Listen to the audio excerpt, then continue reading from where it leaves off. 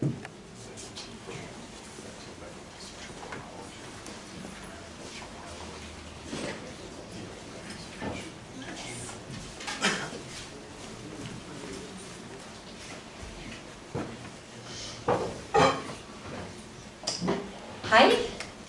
that means hello in Norwegian. Да, хай, это значит здравствуйте по-норвежски. So nice to see all of you coming here today. As we've been told in the introduction, I'm here because of this book about the dress code, the naked truth about fashion. Now in Russian. I just saw the book yesterday. It was my first experience, and my first thought was that it's the best book ever.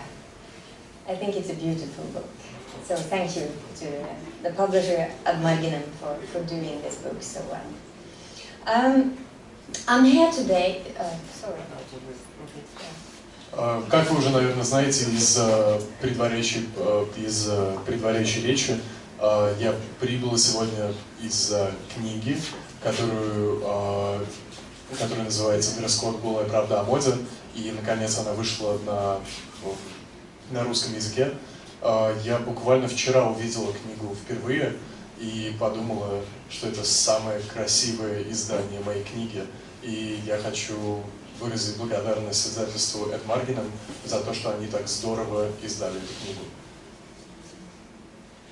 I'm here today to speak about fashion and the truth, the naked truth.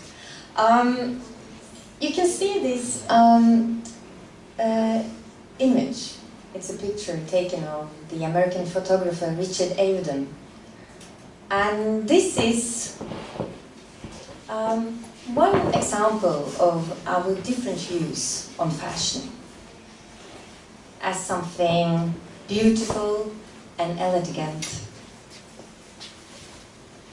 И сегодня я буду говорить о моде и о голой правде о ней. И сейчас вы видите на слайде фотографию, которую сделал Ричард Аведон, и эта фотография представляет один из возможных взглядов на моду как нечто элегантное и транслирующее красоту. And then you have this, fashion as something very strange and weird. Но есть и другой взгляд, и вы видите его на этом слайде, и это предложение толковать моду как что-то странное и что-то, возможно, пугающее. This is Rei Kawakubo, the Japanese fashion designer. And then you have another view on fashion, something for the rich and famous. Но работа, которую вы видели, это дизайн Рей Кавакуба для Comme des Garçons, но есть и другой взгляд на моду, и это взгляд со стороны богатых и знаменитых. And then you have this, something, fashion is something not for the ordinary people. Но есть и еще один подход, который явно заявляет, что он не для таких уж обычных людей. As you've already seen, this is the American president. But this is the Norwegian Prime Minister and her family. This is Erna Solberg, my Prime Minister. Как вы видели на предыдущем слайде, был действующий президент США, а на слайде, который вы видите сейчас, вы видите норвежскую премьер-министра и членов ее семьи. И, в общем, да, это наш премьер-министр. And then you have the view, I try to present in the book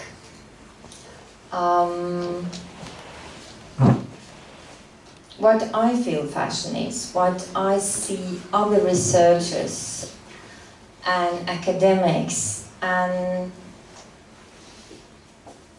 the whole fashion industry, what it's really like.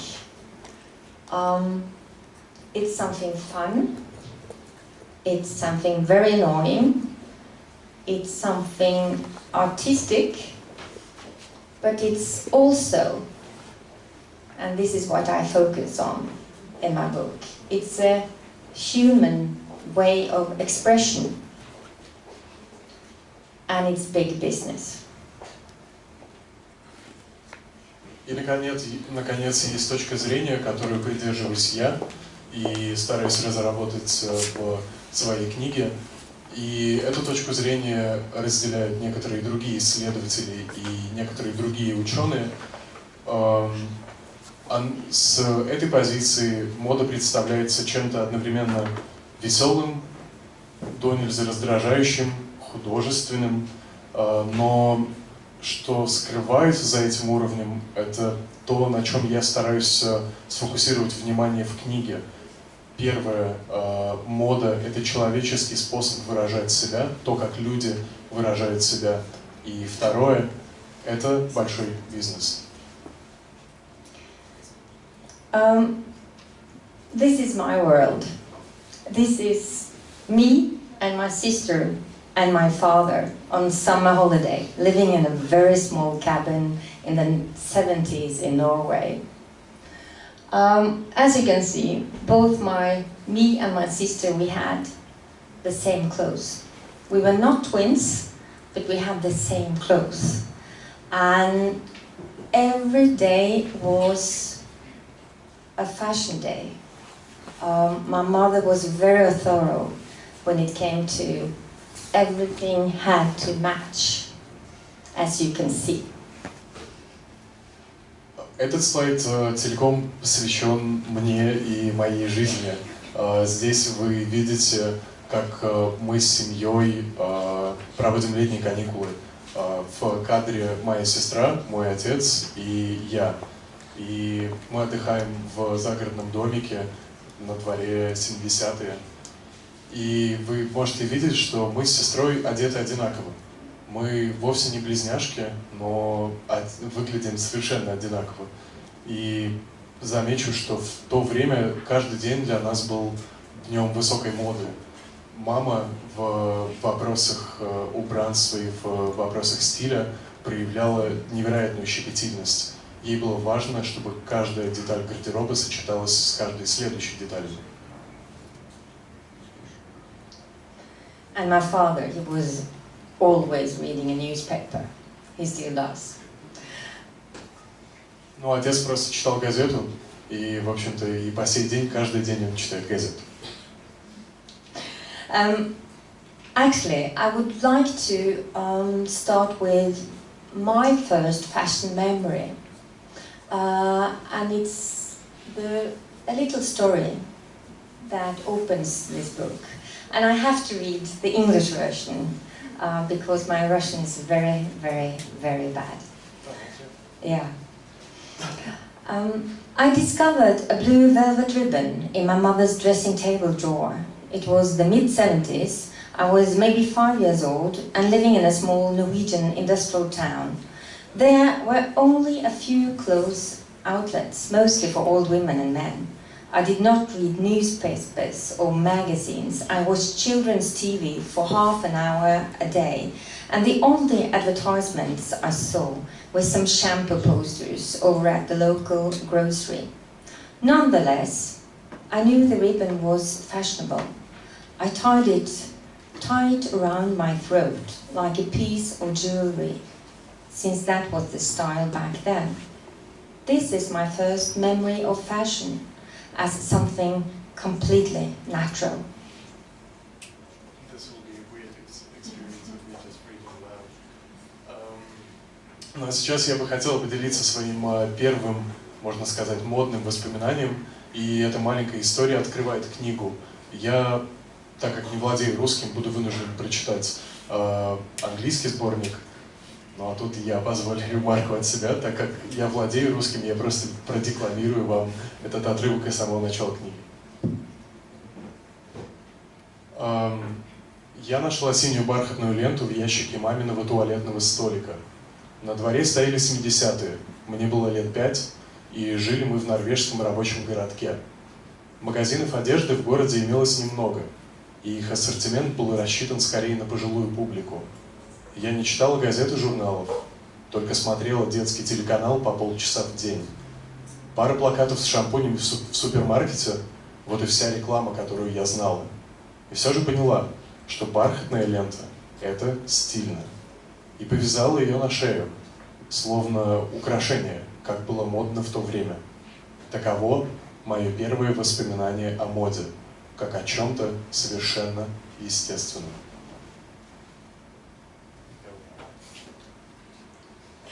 But this is not just my experience. Fashion as something natural. When we see in fashion history, 5,000 years ago in ancient Egypt, this is the first physical discovery of fashion history, 5,000 years ago. And there we see the same. Clothes, of course, it's functional. It's about protecting the body from the weather, from other looking at different parts of you, of course. But we can see already in ancient Egypt, we see that clothes are also a visual language. Но мое представление о моде как о чем-то совершенно естественном разделяли и разделяют многие люди. Если мы обратимся к истории, то уже 5000 лет назад, 5000 лет назад в Древнем Египте одежда манифестировала себя как визуальный язык, которым пользуется человечество и которым пользуются люди для того, чтобы сообщать что-то о себе. Первое событие в истории моды как раз датируется вот этим 5000 лет до нашей эры. И как вы видите, одежда здесь проявляет не только свою функциональность. Понятно, что она защищает от погодных условий, она защищает от ветра и так далее, но она что-то сообщает о том, кто ее носит. The length of the skirt, what type of jewelry, if it was gold or if it was just some stones or shells you found in nature. What material you had, your wig had, if it was human hair or if it was something you found in nature. All these signs, all these different things and decorations told other people who you were, your gender, your family, your occupation, your status, your power. Самые различные параметры: длина юбки, тип украшения, будь то золото или же камни, или же ракушки, которые вы нашли, или же парик. Произведен ли он из человеческого волоса или из шерсти, которую вы обнаружили иным способом где-то в природе. Каждый из этих параметров служит знаком, и каждый из этих параметров сообщает другому человеку о том, кто вы есть, чем вы занимаетесь, из какой семьи вы происходите, как вы проявляете себя, каким статусом вы располагаете и какой властью вы обладаете. Another thing we see in fashion history, for example in ancient Greek, is that what we think, the philosophy of the time, we show this in how we dress as well. You know, the complete harmony between body and mind, all these philosophy and these thoughts, they were expressed in architecture, but also in clothing. Другое свидетельство важности моды для человечества можно обнаружить и в Древней Греции, в частности в философских идеях о гармонии между душой и телом, между даже скорее телом и духом. Идея этой гармонии манифестировала себя как в архитектурных проектах, так и в одежде. And another thing we can see in fashion history as well is that, for example, during the Spanish Renaissance, you see that the Spanish royal family, they are fashion icons. We speak of the Spanish Renaissance in fashion history. We can see that through the history, the one with political and economical power, the one who are the greatest when it comes to money and political muscles, they also decide what's fashionable. So during the Spanish Renaissance, you had these dark velvet clothes, pearls, and so on. And this is because Spain became rich from traveling overseas.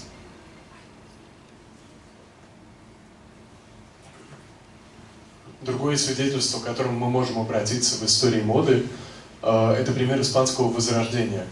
Мы склонны толковать членов королевской семьи как настоящих икон стиля.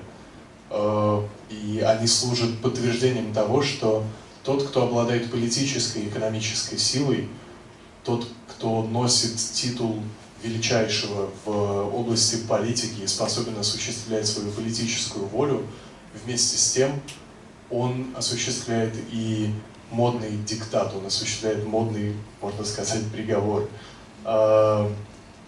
И если мы обратимся к портретам королевского семейства периода Возрождения в Испании, мы увидим темный бархат, много жемчуга. Это знаки богатства, которые заработала Испания за время своих, благодаря своим морским экспедициям. But let's go to our fashion history. This is where H&M starts. Actually, fast fashion. This is where the seed of today's fashion system and fashion industry starts. This is from Paris in the mid 19th century, and this is from the studio of Charles Frederick Worth, the most famous haute couture designer at this time. Но давайте переместимся в период модной истории, более близкий нам. То, что вы видите на экране, это прообраз H&M. Это то, где, можно сказать, то, благодаря чему зародилась быстрая мода. Дело на фотоснимке обстоит в середине 19 века, и мы находимся в студии-мастерской самого известного кутюрье того времени Чарльза Уорта. And as I said, he was a designer of haute couture, special design, special sewn for one piece. But the thing is that the Industrial Revolution starts now, and he's the first designer that used the new industrial techniques as well. And you get boats who can transport the goods to America, to Australia. So his dresses, they were all over the world. Well, Australia and USA. And In 1870, he had 1,200 employed.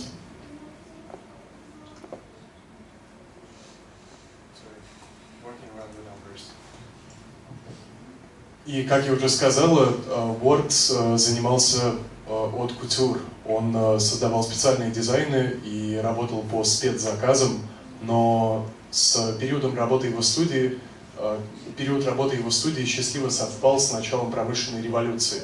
И Уорд был первым дизайнером, который взялся использовать промышленные техники для расширения и усиления своего влияния. Он первым стал пользоваться судами, которые позволяли перевозить товары из одного континента на другой. И Уорд обеспечил присутствие готового платья, которое он производил в Австралии и Америке, став первым дизайнером, который обеспечил такой охват.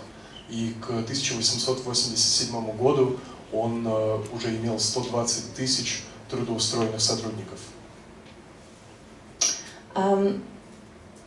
The one who introduced ready-to-wear, certain sizes in produced with technology. It was one of them was Coco Chanel. She changed fashion as well and revolutionized fashion and democratized fashion. Sorry.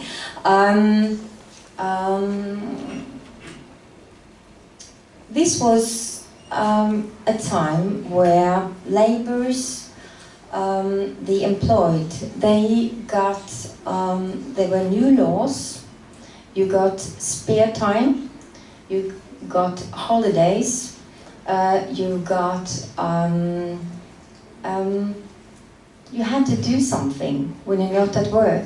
So people went bathing, they did sports, and then you need different clothes, you know?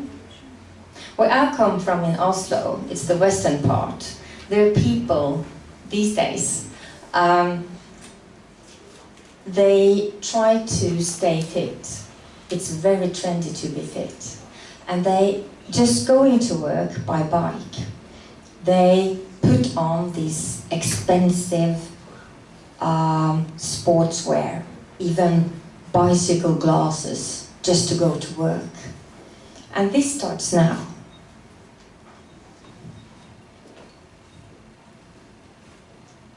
От промышленной революции мода перешла к революции, создав готовое платье и создав размерную сетку, сообразно которой индустрия работает сейчас. И одним из главных действующих лиц, который обеспечил эту революцию, была Коко Шанель. Она революционизировала модную индустрию и сделала ее более доступной, более демократичной, открытой для масс. Период ее работы совпал с тем периодом в устройстве труда, когда у наемных работников впервые появилось такое понятие, как свободное время.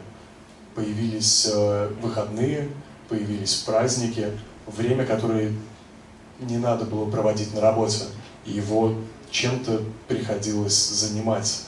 Поэтому часть людей отправлялась на купание, часть занималась спортом, часть просто гуляла. И для каждого из работников требовалась другая одежда, отличная от той, в которой они ходят на работе. И этот момент мы переживаем и сейчас. Если мы посмотрим на то, как устроена жизнь в западной части Осло, очень многие серьезные люди спешат на работу на велосипедах. И когда они, отправляясь на работу, они облачаются в дорогие спортивные костюмы и даже закрывают себе лицо дорогими и странными очками велосипедиста. И все для того, чтобы отграничить свой образ как человека, едущего на работу. Такое разделение между тем, как ты выглядишь на работе, и тем, как ты выглядишь вне работы, мы обязаны Коко Шанель. I'm not one of them. Bicycling to work with this gear. I bought this electrical bike instead, and I like to wear a skirt and high heels and pass those sporty guys with this gear. Но лично я не очень люблю ездить на велосипеде, и я просто купила себе электрический велосипед, и мне очень нравится проезжать мимо этих отдувающихся спортсменов в спортивных костюмах. И я еду в юбке и на высоких каблуках и просто пролетаю мимо них. 1960s. Suddenly we have a new type of human being. This is also a part of the evolution of fast fashion and me and you going to H&M or whatever cheap fashion store we go to. This is Marie Grinde. In the 1950s and 60s, suddenly a new human being appeared, youth. Before this, you had children and you had grown-ups. But now, the people in the middle, the teenagers, the early 20s, they wanted to express themselves, their culture, their identity as something different. Перейдем в 60-е и познакомимся с новым человеком, новым типом человека. В 50-е и 60-е наступил новый виток быстрой моды, который в конце концов привел нас к H&M, в который мы отправляемся сегодня. В 60-е в Лондоне работала дизайнер Мари Гринде, и она обращалась к новому типу человека, которого ранее не существовало, и она обращалась к молодежи. До этого момента люди преимущественно делились на детей и взрослых. Не было промежуточной стадии, и теперь она появилась. Люди, только отпраздновавшие 20-летие, хотели заявить о себе и хотели отграничить свою идентичность от идентичности иных, и к ним обращалась Гринде. And she was one of the first designers designing a new type of clothing for young people. The short dress, the short hair, what we usually think when we think about the 1960s and London. And the funny thing is that the short skirts, the elderly women, the older women, they would not copy this just because that would expose their behind, their old behind. That's a very tactful remark. Yeah. И Мари Гринде была одним из первых дизайнеров, который создал новый предмет гардероба. Она, как мы вообще обычно представляем себе Лондон 60-х, это короткие юбки и короткие стрижки. Она создала короткую юбку, которая, в свою очередь, прочертила границу между молодыми и старыми, потому что женщины в летах не решались носить короткие юбки, ибо короткая юбка рисковала обнажить их зрелость. Yeah, failed. I just didn't manage to be tactful anymore. You said it. Not like this, but... You said us. No. You know this guy, Karl Lagerfeld. This is the final chapter. This is when we say that the fashion industry is democratized. Democratized. Thank you. This is a total democratization of fashion, and this happens in 2004. Because Karl Lagerfeld, the head designer of Chanel, the fashion house, suddenly he's a guest designer doing a capsule collection for H&M. You know, the most fashionable one of them all. He climbs down from his throne, down to the ordinary people, making clothes for them, before he goes up again. И, наконец, мы переходим к последней главе нашего обзора, и это известный вам Карл Лагерфельд. Наверное, это последняя глава, посвященная демократизации моды. Даже, можно сказать, тотальной демократизации. И она происходит в 2004 году, когда Лагерфельд, руководитель, креативный директор дома Шанель, спускается со своего трона и создает капсульную коллекцию для H&M. Он впервые снисходит до обыкновенных людей, создает эту коллекцию лишь за тем, чтобы вновь подняться на свой трон. And this sounds like a happy ending. Звучит как достаточно хороший конец. Fashion for everyone, almost. You could be, it's not like in the old times when fashion was something just for the famous and rich. Now everyone, in their ways, could be fashionable. Even my father is fashionable now. He's in his late 70s, biking around in my old industrial town in Norway. He doesn't look fashionable, but still, he's part of the fashion industry because he buys clothes at fast fashion shops. And this democratization has not made us all fashionable, but it has made almost everyone a part of the fashion system because we use our money to buy goods from this system.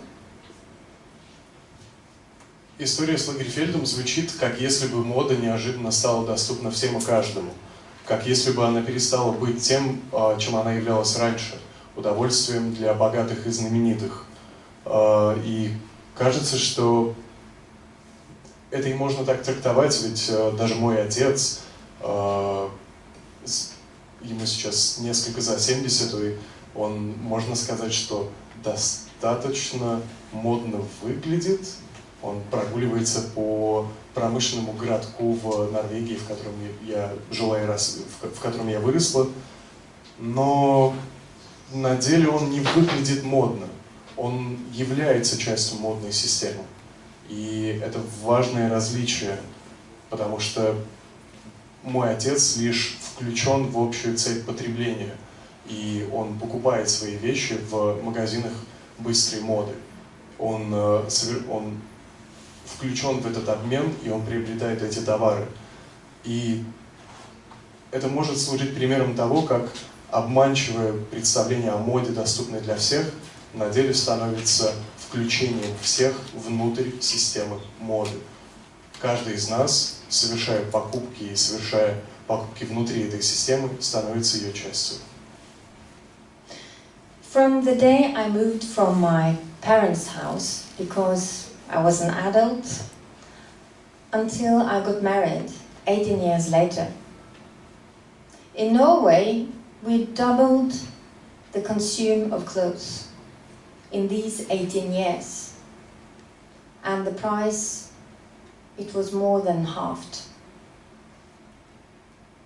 С 1990 года, когда я съехала от родителей и взялась вести взрослую жизнь, до 2008 года, когда я вышла замуж, вот за эти 18 лет потребление одежды в Норвегии выросло вдвое.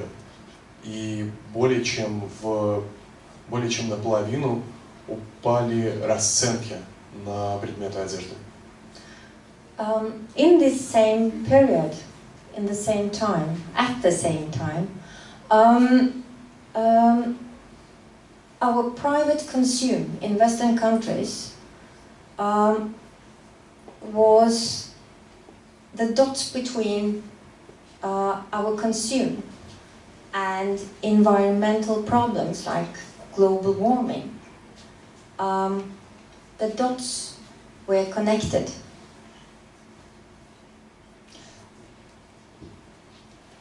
И в тот же период времени, с 90 по 2008, наше частное потребление, потребление каждого из нас как индивида, стало той точкой, в которой сошлось несколько интересов. И это общая логика потребления, накладывающаяся на более глобальные проблемы, как то проблема окружающей среды и глобальное потепление. And this is not for every country, but for many countries.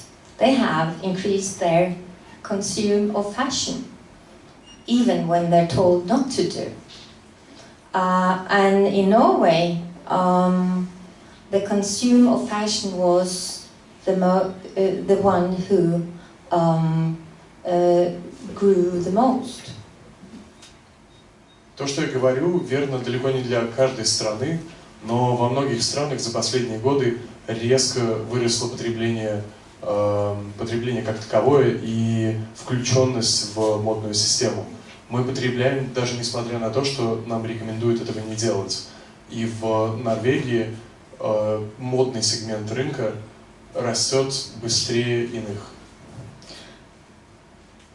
In the book, I have a question. Why are we dressing ourselves to death?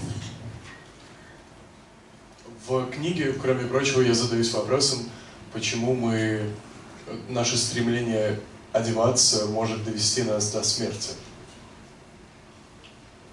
And I would like, my answer then is because fashion is something natural. It's something deeply human. And that's because I think fashion or decorating ourselves, it's a visual language we all know and that we use every day. И ответ на этот вопрос достаточно простой. Довести до смерти могут естественные вещи, а мода до крайности естественна и близка нам, поскольку наше стремление выглядеть отлично от других, наше стремление украшать себя заключено в самой нашей природе. И это язык, при помощи которого мы коммуницируем нашу отличность от другого. I see our decoration of our body as a tool for building and expressing our identity. И стремление украсить себя и украсить свое тело я вижу как способ выстраивания и закрепления собственной идентичности. This is an example of how a dress actually can speak. This is Princess Diana. In 1994, she's heading from the car and she's going into Serpentine Gallery in London. And this is a very special evening because the same evening her then husband, Prince Charles, they're going to show an interview with Prince Charles on the BBC, on national TV, where he will admit that he has been unfaithful to Diana. И сейчас хотела показать пример, как платье может говорить. Вы видите снимок, на котором изображена принцесса Диана. Это 1994 год. Диана направляется в галерею Серпентайн.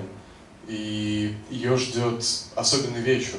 Особенный потому, что в этот же день, буквально через несколько часов, по телевидению покажут интервью, в котором ее тогдашний муж, принц Чарльз, признается в супружеской измене.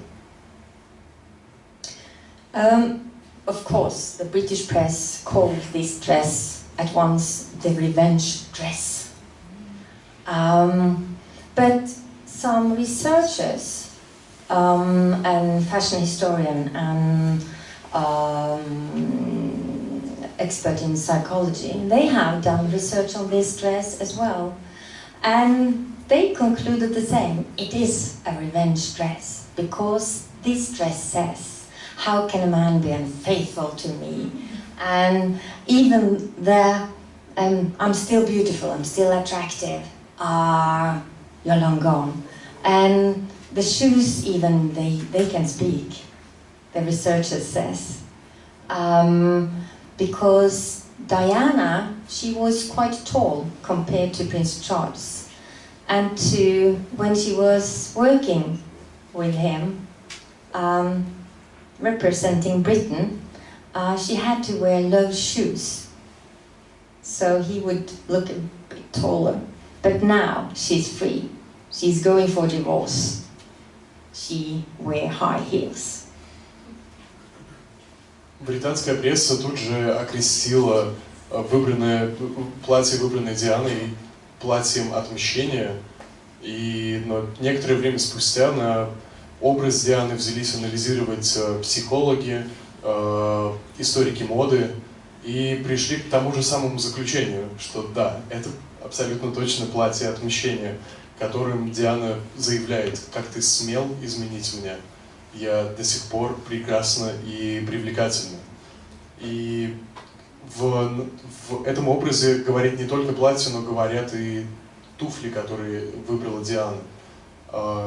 Как вы знаете, она была несколько выше принца Чарльза, и в то время, когда Диане приходилось нелегко трудиться, представляя Британию вместе с Чарльзом и быть счастливой семейной парой, ей приходилось выбирать обувь без каблуков, чтобы казаться ниже мужа. Здесь же она выбирает высокие каблуки и свободно заявляет о своем росте и о своей особенности. Well, I like science, so I made scientific model for you. The answer is that the inside of us, we are supposed to show how we look inside. We are supposed to show this on the outside. Inside is outside. Outside is inside. And this is how it all works. It's very simple. We all know this, but maybe we don't think about it. That when we see each other, I think, okay, I can see you. Oh, you like that. Okay, that's how you are inside. We get this first impression by looking at outside and make theories about the inside. And this is how it is when we dress every morning as well. When you really don't know what to wear, the connection is not there. It's been done research on this as well. Я очень люблю науку, поэтому я сделал для вас научную модель, которую вы можете видеть на слайде. И эта модель, позволяющая увидеть, что внутри и что снаружи.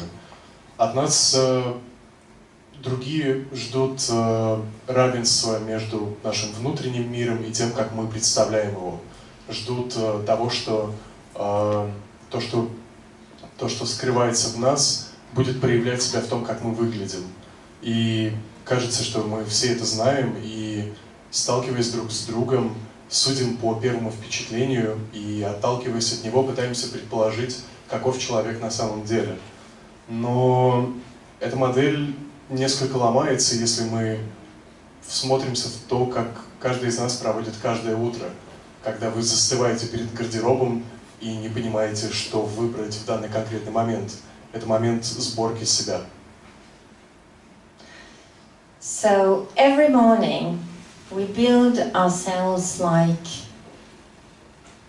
we're Lego. It's called self-construction, more or less, of course. And we have, but still, we're not unique. It's not just one of you and one of you and one of you. We also have groups where we also look like each other. И каждое утро мы заново строим себя. Можно сказать, что мы занимаемся выстраиванием собственной идентичности.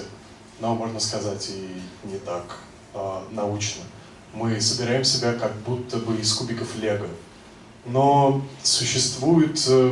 Описанная модель показывает мир, в котором действуют отдельные личности. Но личности мы можем объединять их в группы. И внутри групп каждый из нас стремится выглядеть так, как другой член той же группы. And I have another scientific thing for you. Another principle. No, another thing. Another essential thing in fashion. And that is the need for fitting in and standing out. И для вот этого группового определения у меня тоже заготовлена еще одна научная модель. И она показывает одну важную и, возможно, сущностную черту, отличающую моду. Это наше стремление встраиваться в коллектив и в то же время выделяться из него. This is a mental balance. It's a part of our identity. It's not all about clothing, but you know, it's only me. I have this fingerprint. It's just one Mari with this fingerprint in the world. And that's with you as well. It's only one of us, and we know that. We want to express this. But at the same time, we would like to belong to something, to groups. It's no fun being alone. You want to make friends, you want to be like your friends, you want to express that you belong to this and this and this group. So this is a discussion we have every day. The balance between fitting in and standing out. И это своего рода разрыв, который мы постоянно вынуждены преодолевать. И, безусловно, преодолеваем мы его не только при помощи одежды. Существуют и другие тактики. Но мы твердо знаем, что каждый из нас уникален, и что отпечатки пальцев у каждого человека неповторимы и не могут быть воспроизведены еще и еще. Но в то же время мы не хотим быть заперты в своей уникальности, и мы хотим принадлежать чему-то большему. Мы хотим, чтобы у нас были друзья, и мы выражали свои мысли, как они выглядели сопричастными им, поскольку редкий человек хочет постоянно переживать одиночество. И мы хотим выразить наши чувства причастности к группе, и в силу этого каждый день вынужденно сражаемся между двумя позициями. Попытки встроиться в компанию и попытки дистанцироваться от нее, быть отличной от нее.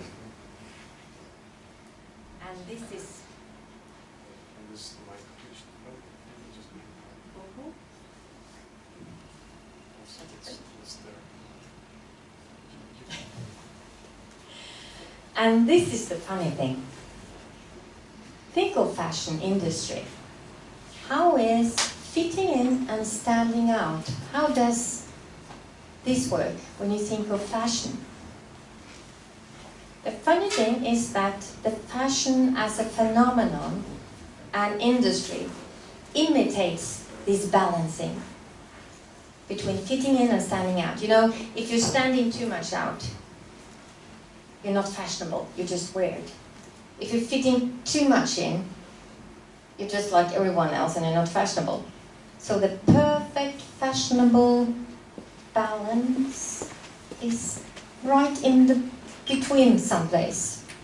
And this makes fashion as one of the best business ideas ever, I think. Because the need for new gear to be fashionable will never stop. Because we have to fit in, but we also have to stand out. So we need new gear. So that's why I like to say that fashion industry hacks our brain. Но... Okay. It really just turns out. So we lost this one. Я обозначил различие между встраиванием в коллектив и отстаиванием своей инаковости, но как с этим различием работает модная индустрия? Давайте посмотрим. Мода как феномен и как бизнес имитирует компромиссные ситуации между этими двумя состояниями. С одной стороны, если вы слишком сильно выделяетесь, вас не будут называть модным, вас скорее сочтут слишком странным и эксцентричным. Если же вы будете выглядеть слишком обыденно, вас скорее сочтут таким же, как и все другие, слишком неинтересным. Идеальный модный баланс заключается в нахождении компромиссной позиции прямо между встраиванием и инаковостью. И само балансирование потребителя на этой грани превращает моду в одну из самых гениальных бизнес-задумок в истории человечества, на мой взгляд. Потому что мода постоянно вынуждает тебя покупать новое. Ибо из жажды покупать новые вещи она отстраивает потребность балансировать между сопричастностью и уникальностью. And in this visual language, as in the spoken language, some words are more powerful than others. You have some golden words that are more worth than others, that gives you more power. And here's where fashion comes in. You have the visual language, your appearance, and some words in this visual language gives more power than others. Generally. And there, fashion as a powerful industry, but also a powerful phenomenon in our lives begins. You can use fashion as to make political statements. We should all be feminists.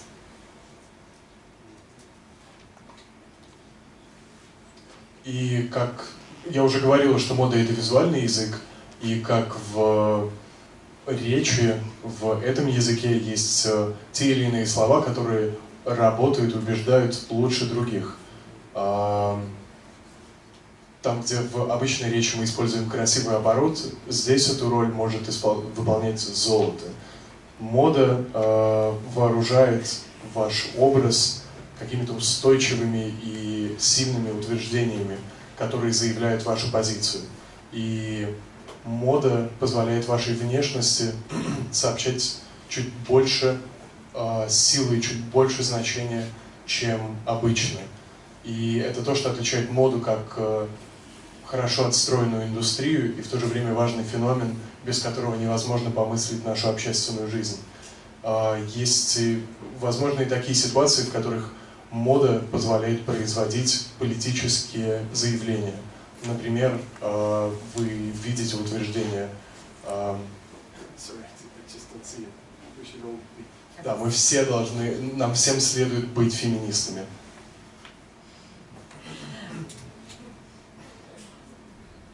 Fashion and decoration can also give you political power.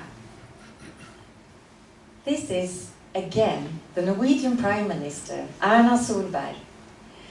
This was when she became the leader of the Conservative Party in Norway.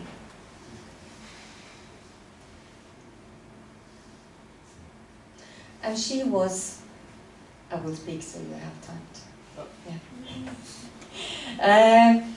And she was criticized. In 2009, she was criticized for being too big.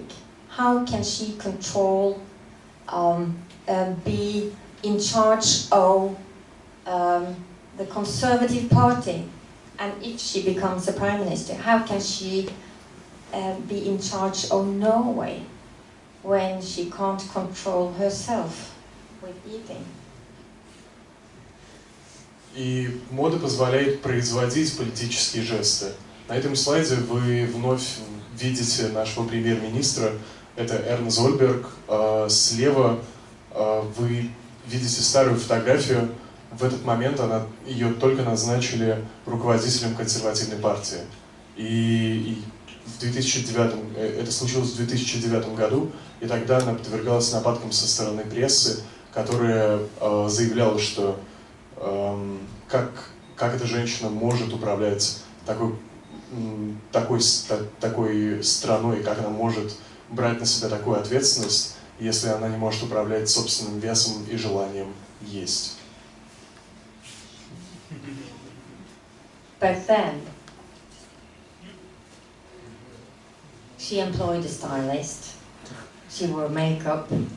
I like to think, and I know it's because of her skills and because Norwegians were ready for a conservative government.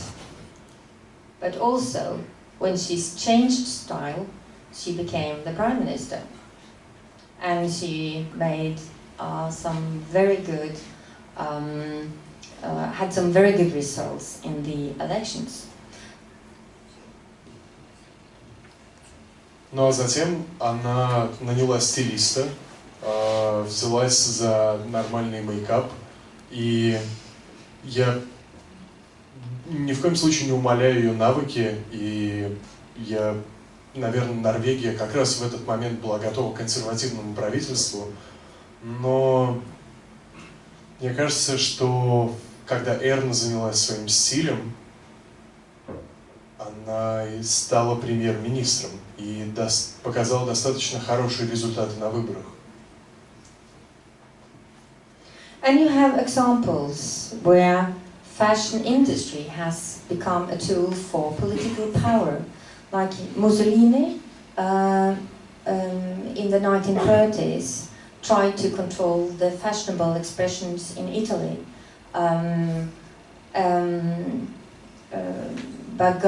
by established governments controlling the fashion industry.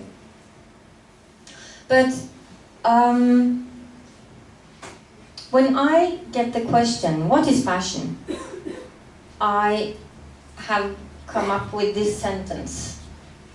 Fashion is the image of the ideal human being right now.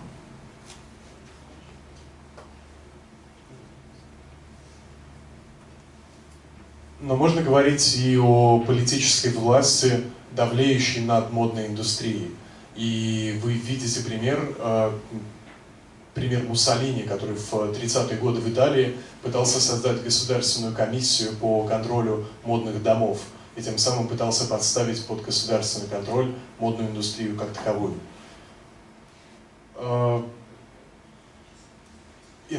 И когда меня спрашивают, как можно толковать моду сейчас, я, наконец, определила формулировку, которую использую в качестве ответа, и это мода — это образ идеального человека, схваченный здесь и сейчас.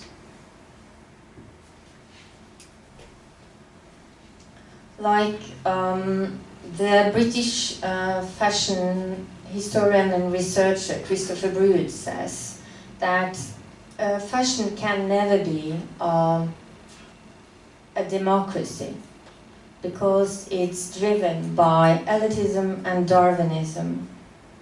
Like here in the children's book, this is a picture from a Swedish children's book from around 1900, where Queen Rose is the most beautiful and the most powerful.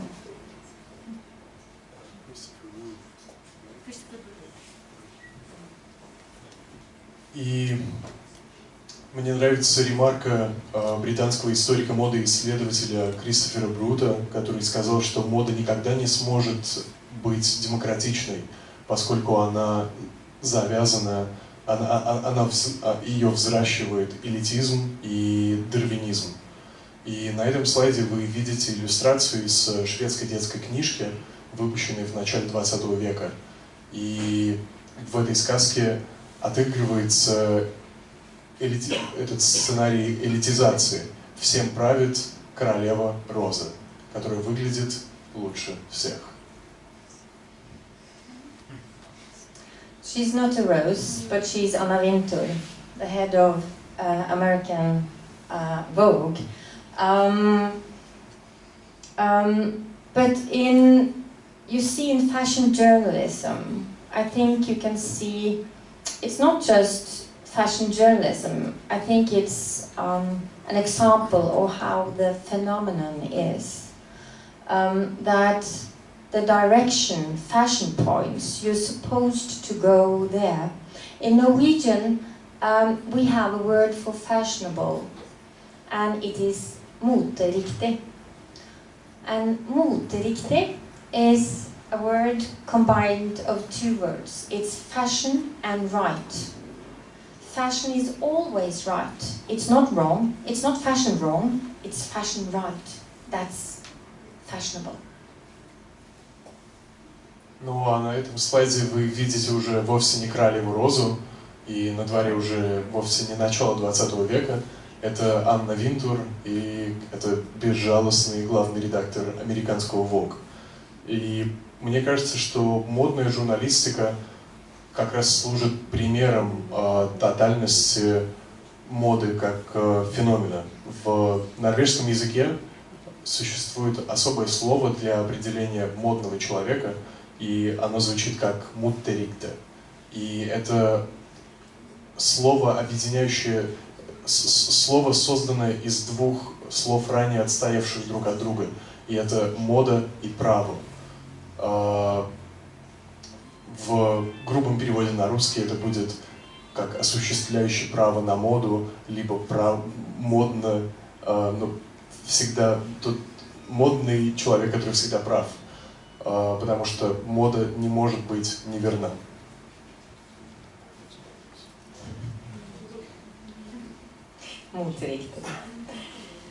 Does that make us all fashion slaves? I don't think so. Because we don't look like the people on the catwalk. We don't look like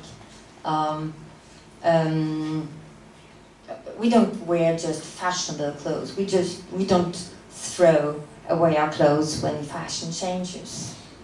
And we also choose not to be fashionable. Because how we decorate ourselves, and that's about identity. We are not slaves because what we wear is a product of so many things. Okay, we have fashion, we have trends, but we have lives, we have society, we have political issues, we have things happening in another country, or things happening in our family. Maybe you get divorced, or something like that.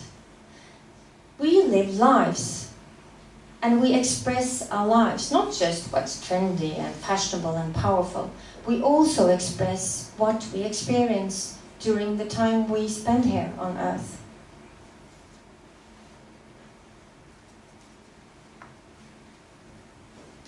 Но делают ли упомянутые мной типы диктатур нас рабами моды и модной индустрии?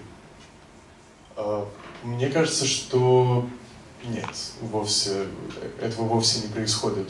Во-первых, потому что мы с вами не выглядим как модели с подиума. Во-вторых, мы вряд ли выкидываем вещи из прошлых коллекций или от прошлых сезонов, стремясь купить новые.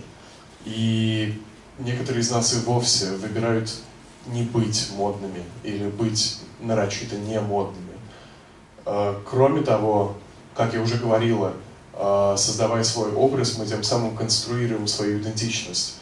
Но было бы до крайности неправильно ограничивать факторы, воздействующие на нашу идентичность, лишь до предписаний модной индустрии. Мы проживаем свои жизни, и на эти жизни влияет множество иных вещей. Во-первых, мы живем в обществе. Во-вторых, в этом обществе происходят политически значимые события. Происходит что-то в других странах, что косвенно отзывается в наших жизнях. Происходит что-то с близкими, что неминуемо отражается на том, как мы выглядим. Например, если вы разводитесь, это скажется на том, как вы выглядите. Тот опыт и те переживания, которые мы испытываем за то время, что мы находимся на этой земле, находят отклик и находят отображение в нашем облике. И он не продиктован исключительно требованиями моды.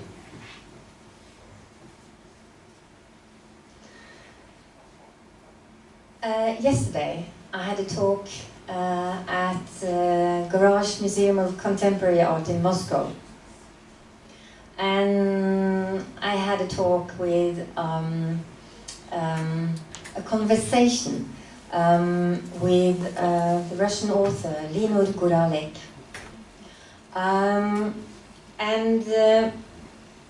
When we prepared this conversation, we found out that we are not fashion experts. We are fashion geeks.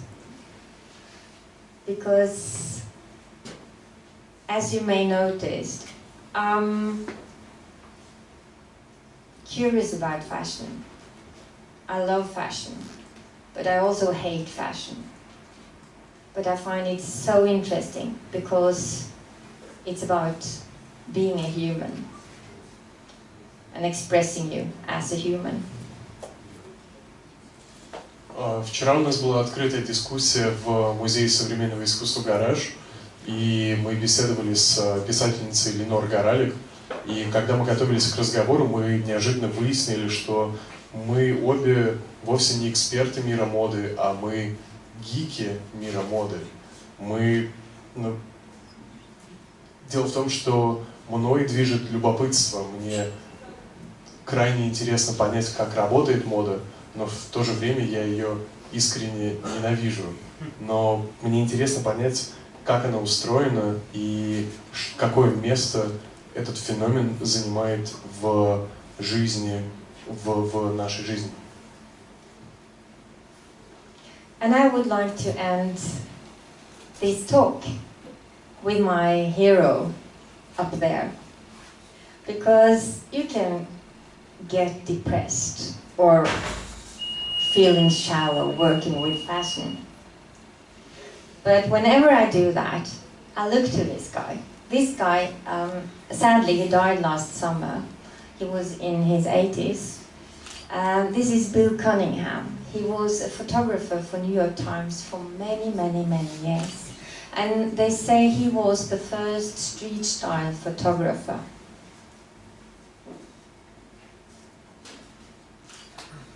Ну и сегодняшнее выступление я бы хотел закончить рассказом о моем герое. Вы видите его на этом слайде.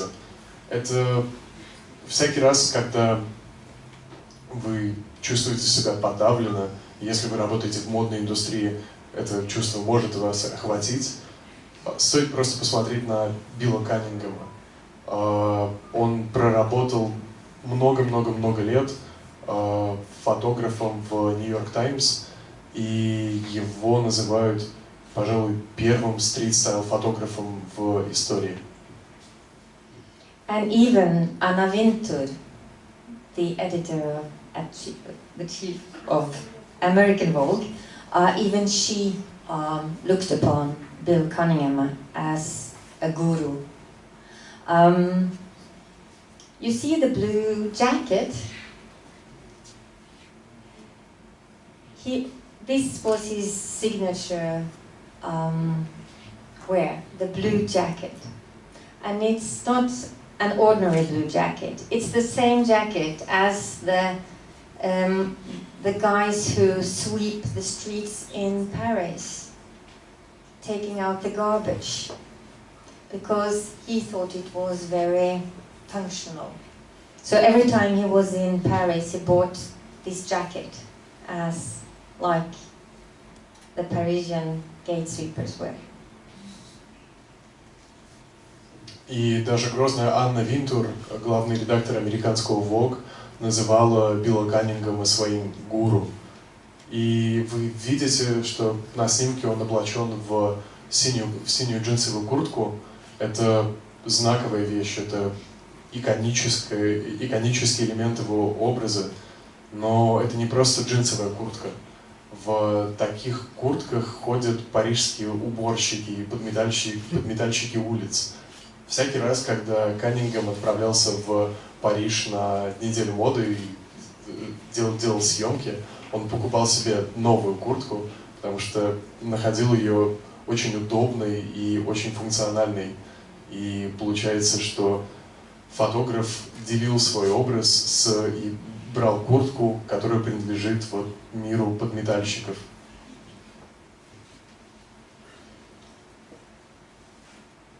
Bill Cunningham, why did he photograph in the streets? Well, that was because he thought, he knew that on the street, in the streets, that fashion emerged. So when he was looking for signs, he looked in the streets. I think that's a very down-to-earth view on fashion. Like I have said many times already, as something natural. И Каннингем, почему Билл Каннингем снимал людей на улицах? Он знал или предполагал, ну, скорее всего, он знал, что мода появляется как раз-таки на улицах. Это момент, когда образ полностью собирается, и его интересовали, как я уже много раз говорила, те знаки, которые сообщают и передают человеческий образ. Они были ему любопытны. I've just given you some drops, some small tastes and examples from this wonderful, horrifying world. And I will end with a quote from Bill Cunningham. He said, "The wider world perceives fashion as frivolity that should be done away with. The point is that fashion is the armor to survive the reality of everyday life. I don't think you can do away with it. It would be like doing away with civilization." И то, что я представил вам сегодня, лишь россыпь нескольких примеров и историй из потрясающего и в то же время ужасающего мира модной индустрии. Их много больше. Но сегодняшнее выступление я бы хотел закончить цитатой из Билла Каннингема, который сообщает: чем больше мир воспринимает моду как фривольность, с которой следует как можно скорее разделаться... Простите, пожалуйста. Попал в ловушку синтаксиса. Широкая общественность трактует моду как фривольность, которой не имеет смысла уделять так много внимания. Но дело в том, что мода есть броня, которая позволяет выживать в реальности повседневной жизни. И я не думаю, что от нее так легко можно отмахнуться. С тем же успехом можно отмахнуться от цивилизации. So instead of saying спасибо, I will say the Norwegian word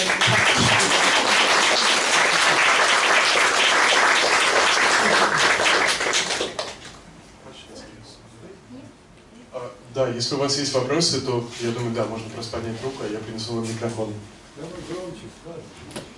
Я не знаю. Наверное, давайте попробуем с микрофоном. Добрый вечер, меня зовут Светлана Шубина, и мой вопрос такой. Что побудило Мари к написанию книги, то есть что стало отправной точкой? И основная концепция книги все-таки какова? Все ли прозвучало сейчас, то, что касается книги? Или что-то, может быть, вы чего-то не коснулись?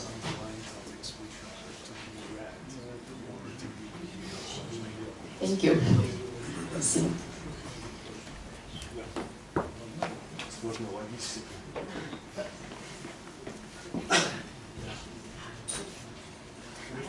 Good for health. Yeah.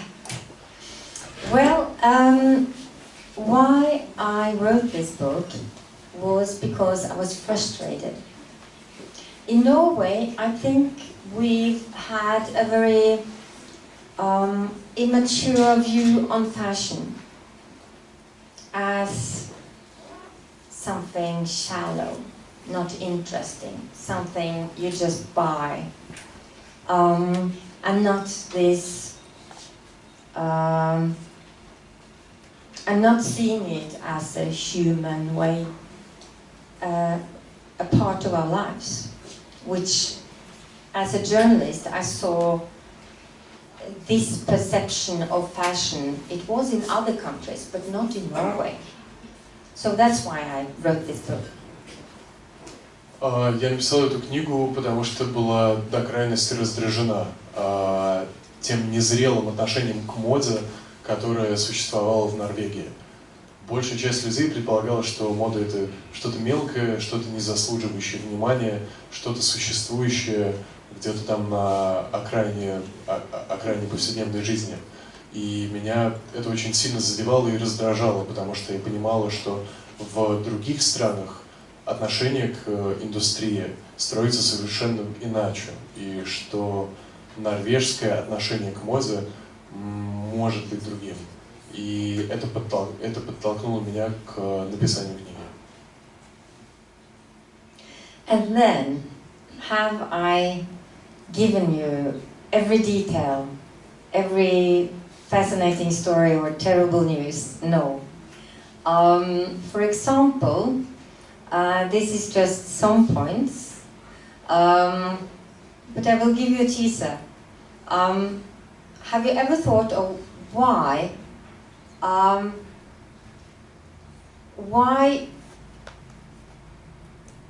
you're thinking of yourself, feeling who you are in everyday life, you're quite satisfied. You like yourself. But when you see yourself in pictures, on pictures from last summer or any event, when you see the image of yourself, you're not that satisfied anymore. You don't, this is not me, I look stupid. Why is that? I write about that in the book. Что же касается вопроса о том, рассказала ли я все истории, основные мысли книги, и поделилась ли всеми ужасающими новостями или потрясающими историями, конечно, нет. Их много больше, и я, наверное, могу дать тизер к одной из историй. Представьте себе обычный день и то, как вы воспринимаете себя в этот день. Вы смотрите в зеркало, нравитесь себе в целом, кажется, что все достаточно хорошо, но стоит вам обнаружить фотографии с прошлого лета или фотокарточки чуть более давние, вы думаете: боже, это не я не могу так выглядеть, это не может быть так. И в этот момент ваше представление о себе меняется. Как? Об этом я пишу в книге. Да,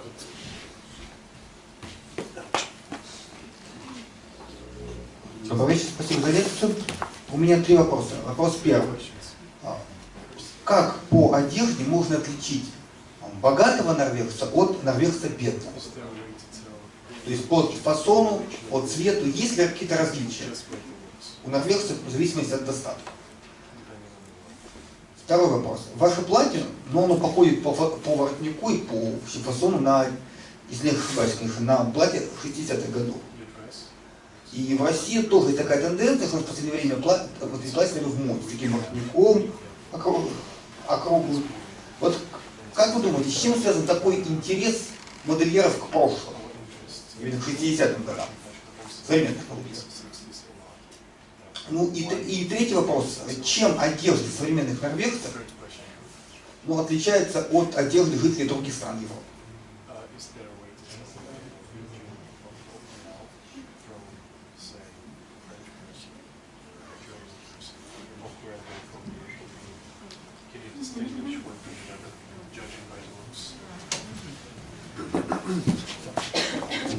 Спасибо.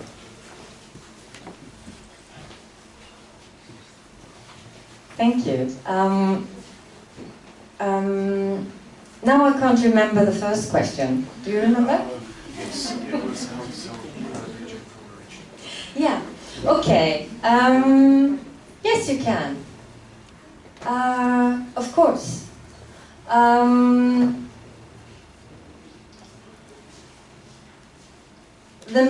The easiest thing is to recognize the rich people. And the interesting thing is, it's like always, the rich people, many times they use very light colors, white, beige, people that tells that you're not a worker, you're not working with your body, you don't work outside. Long nails, you know this. Long nails, jewelry, everything makes it difficult to dig earth or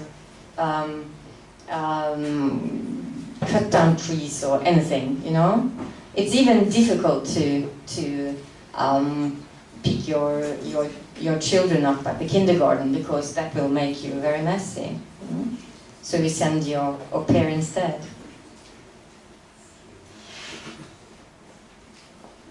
Сложно было вспомнить первый вопрос, но да, богатого норвежца можно отличить от бедного. Первый простой способ – есть знаменитости и есть хорошо известные богатые люди, которых легче всего отличить просто потому, что ты их уже знаешь.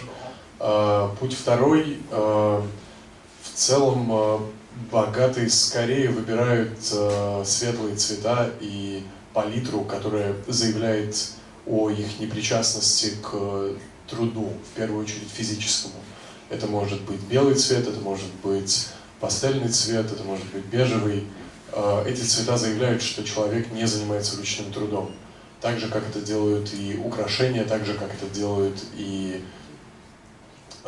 маникюр, и, например, длинные ногти. Достаточно неудобно вскапывать землю или таскать мешки, если у тебя хорошо сделанный маникюр.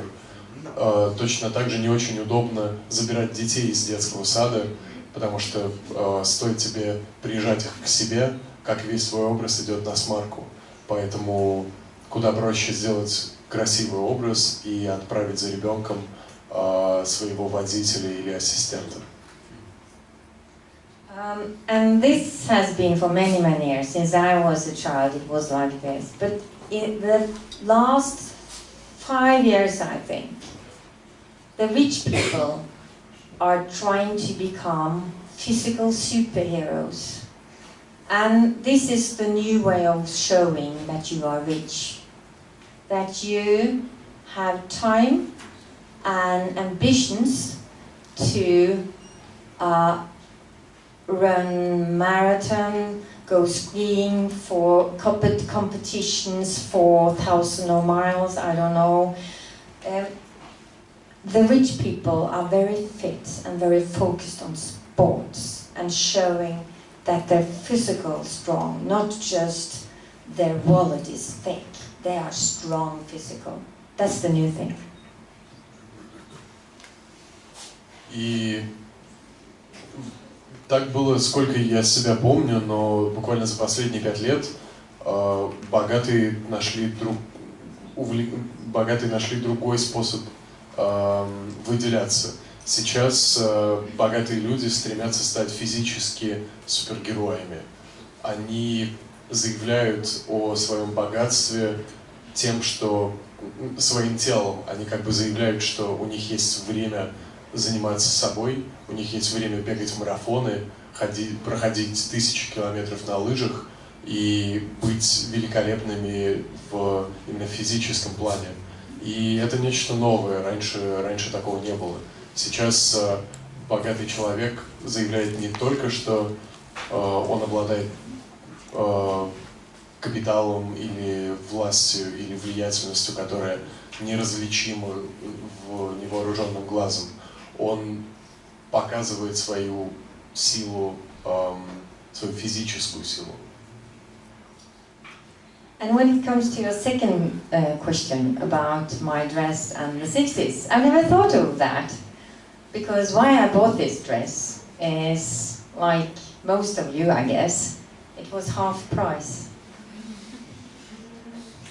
I'm not rich. I can't afford full price. Not every month. I needed a dress. It was half price. But when it comes to the 60s and why the 60s comes again and again and the visual design is very strong, I really don't know. Что касается вашего второго вопроса про мое платье 60-е, я не думал об этом. Я купил это платье, думаю, так же, как делают это многие из вас. На него была скидка 50%. Я не богатый. Я не могу позволить себе вещь за полную цену, но, по крайней мере, не ежемесячно. И я увидел скидку, я купила платье. Что касается вот этого сильного присутствия дизайнов и кроя 60-х в современной моде, я не знаю, почему так все обстоит.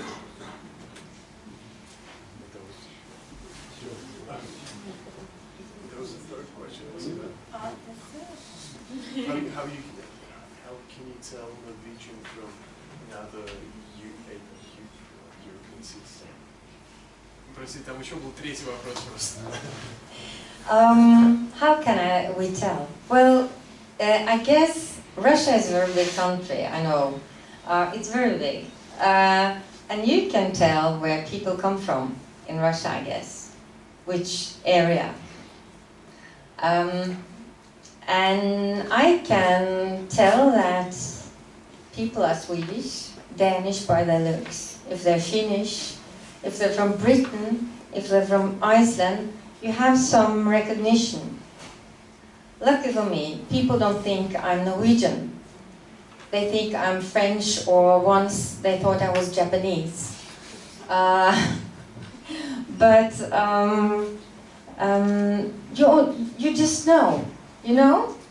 Like you know if you're from the southern part or northern part. Что же касается того, как по внешним признакам отличить норвежца от любого другого гражданина Европы, ну, мне кажется, Россия достаточно большая страна, и я допускаю, что вы можете предположить, откуда человек, которого вы сейчас видите, из какой он части страны, откуда он приехал. И я, например, могу определить, кто передо мной находится, финн, или норвежец, или датчанин, или британец. Есть определенные параметры, по которым я неосознанно проверяю человека передо мной. И также полагаю, что схожие маркеры работают и у вас, когда вы понимаете, что это человек скорее с юга или скорее с севера. And one more thing, just an example. I'm a fashion geek, and every summer I go to France. And then I have this competition when we're at the beach. I have the competition, show me your bathing suit, and I will tell you who you are. That means from which country. And from especially Germans, I can see if they are Germans by their bathing suit. И Простите, я еще выпустил фрагмент, извините. Меня саму, к счастью, меня никто не принимает за жительницу Норвегии, меня скорее принимает за француженку, один раз и вовсе приняли за японку.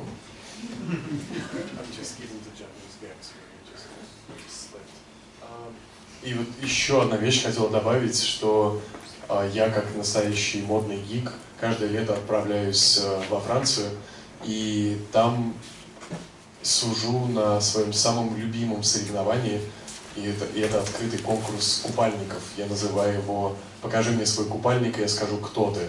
Но если не кто-то, то, по крайней мере, из какой-то страны. И я твердо могу сказать, что по одному лишь купальнику я достаточно точно могу определить немца и женщину из Германии. And last summer I had big problems because it was one of the families. They were Swedish, French, and I couldn't tell by the bathing suit if they were where they came from.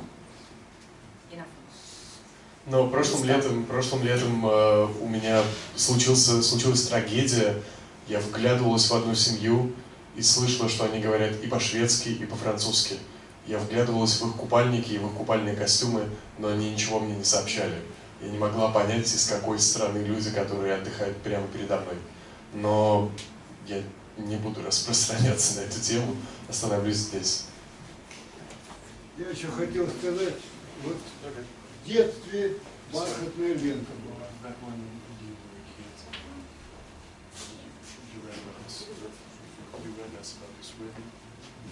А сейчас отложной воротничок. Да? К чему вы? А признак моды-то какой-то. В детстве она делала бархатную ленту. А сейчас какой признак? Okay, so he's basically saying like, so you recognize the rhythm as a sign of fashion back then, and as of now, does your color manifest as like this is also a sign of fashion?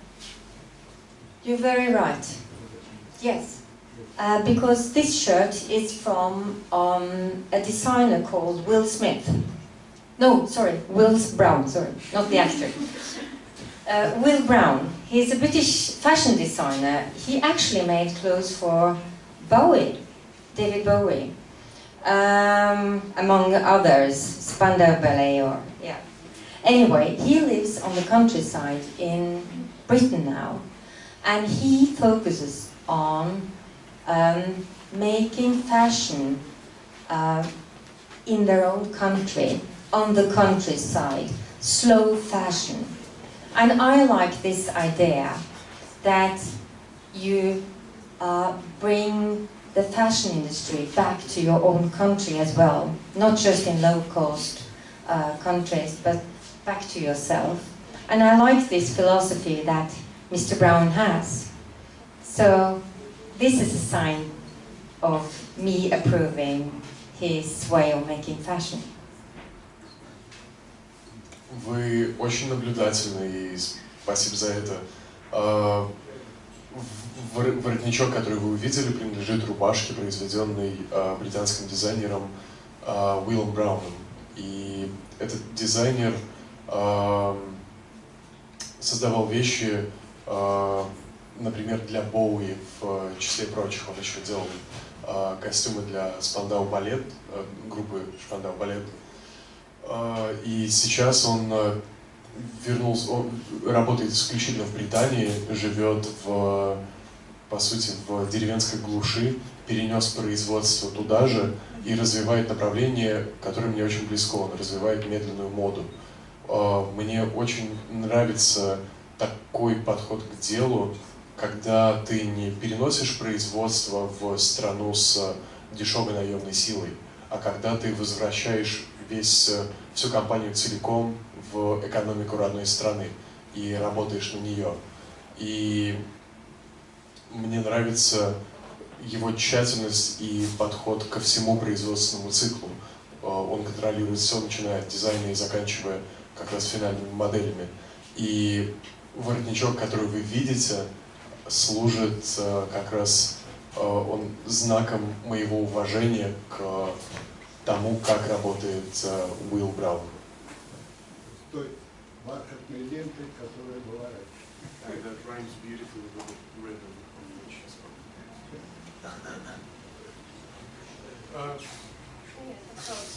В анонсе встречи было сказано, что вас беспокоит проблема подпольного производства и перепотребления.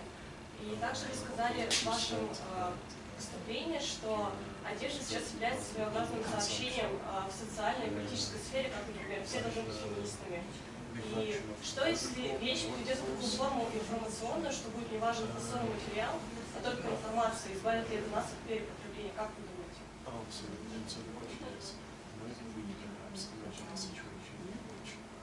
Piece of garment, piece of clothing, or it's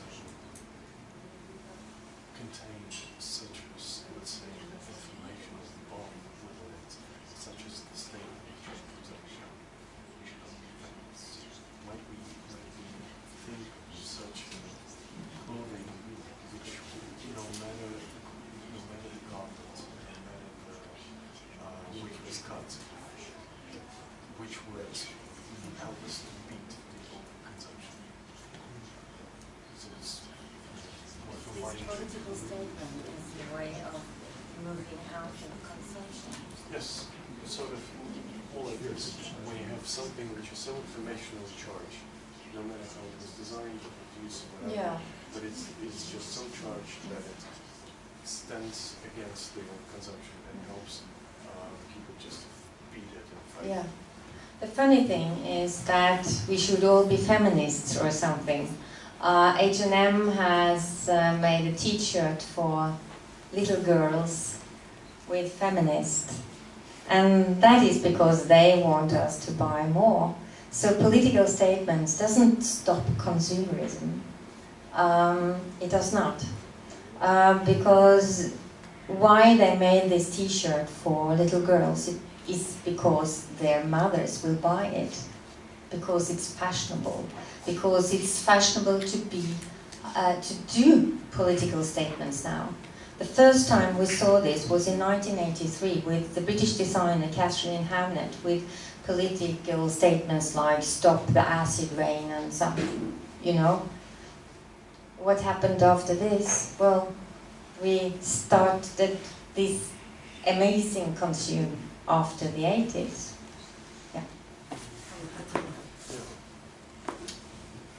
Ну, политические высказывания точно не помогут нам вырваться из потребительского круга. И вот пример с тем, что мы все должны быть феминистами.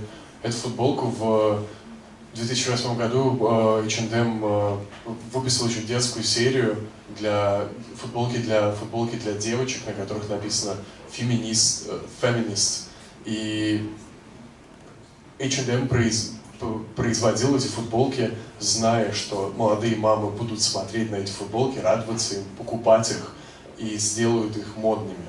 И тем самым политическое высказывание не спасает от вот этого запертости в потреблении, поскольку оно и питает это потребление. Мы распознаем слоган, он нравится нам, мы покупаем его и тем самым поддерживаем общую цепочку потребления. И мы вовсе оказываемся в ситуации, в которой политические выступления сами по себе становятся модными заявлениями. Модно выступать с политической позицией. Мы видим, что это началось с 1983 года и с работ британского дизайнера Кэтрин Хамнет, которая выпускала вещи со слоганами в духе «Долой кислотный дождь», «Остановите разрушение природы» и так далее. Но с этого момента обозначенные проблемы никуда не делись, а число вещей с такими лозунгами увеличилось многократно. But this is a very essential question you asked. And my opinion is how to break the bad habit, how to change the bad habits, if you have one. Sadly, most of us have, because we are so exposed for advertising and the message, if you are beautiful, you will be happy.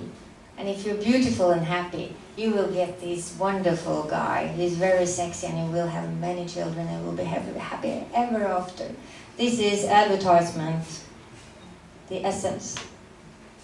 So how break this bad habit, or what I call the system that makes the fashion, the thing that makes the fashion system work on steroids? Но вопрос, который вы поставили, очень сущностно важен, и он посвящен как раз этому избавлению от дурной привычки, в которую нас проваливает модная индустрия, и в первую очередь реклама. Реклама, которая обещает тебе, что ты будешь великолепной, что ты будешь великолепно выглядеть, и поэтому ты будешь счастливой. Потому что ты будешь великолепно выглядеть и встретишь этого парня, который тоже отлично выглядит, и он счастливый, и он-то сделает тебя счастливой, и вы вместе будете здорово жить, и у вас будет много детей, и все будет классно, сообщает реклама. Но это не так. Но как вырваться из этой потребительской ловушки, и как избавиться от этой дурной привычки, которую я скорее склонна определять как система модной индустрии. I just realized that the Russian word for advertisement or advertising is reklama. Yep. Yeah. Do you know the Norwegian word for reklame? Reklame. And you say for fashion is mode. The Swedish name for fashion is mode. Anyway, the solution, I think, first, the international fashion industry, when it comes to fast fashion and overconsumption, I think we have to have politicians working on this. We have to restrict by laws and price, not totally, but more than today. But to do so, it starts with the voters of the politicians. It starts with the consumer. It starts with me and you, you know? Because the money speaks. And they won't change this before we don't buy. If we don't buy, they will produce something else in another way, you know? So, good, but also sadly, it starts with the consumer. Ну что, в общем, часть про рекламу и моду, я полагаю, все поняли, так что просто сразу перейду к ответу. Что касается возможных решений и выхода, если смотреть на международную модную индустрию, мне кажется, здесь стоит включать политиков и на законодательном уровне вводить ограничения по рекламе и продвижению модных домов и так далее. Просто ограничивать присутствие в информационном поле, делать его сравнительно меньше, чем то, насколько сейчас поле перенасыщено. Но чтобы политическая воля вмешалась в этот процесс, необходимо, чтобы в дело включились те, кто отдают голоса политикам. Это я, это каждый из вас, это тот, кого это касается. И здесь вступает в дело правило «деньги говорят», потому что каждый из нас платит свои деньги за осуществляемые модные выборы. И каждый из нас имеет право как потребитель заявлять о своем удовольствии или неудовольствии. И в одно и то же время это и радостно, и грустно, но сокращение потребления начинается с потребителя.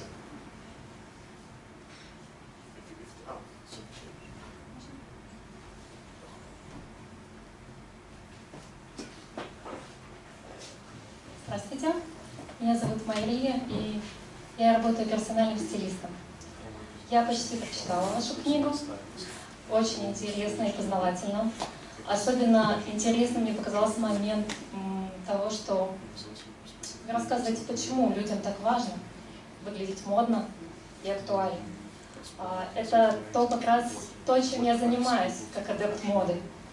Я рассказываю людям, почему их облик влияет на их жизнь, на их деятельность, на их работу. И тем самым вы подали мне некоторые идеи в моей работе. Я думаю, благодаря вашей книге я смогу сделать ее более успешной. И вот здесь есть такой момент. Вы сказали, что вы неоднозначно относитесь к моде, да? Вы ее и любите, и ненавидите. И получается, что ваша книга отчасти является способом продвижения моды в массу благодаря стилистам. Я думаю, что многие стилисты согласятся со мной, что ваша книга нам в помощь. Смущает ли вас это? Задумывались ли вы над этим? Или, может, наоборот, вам это льстит?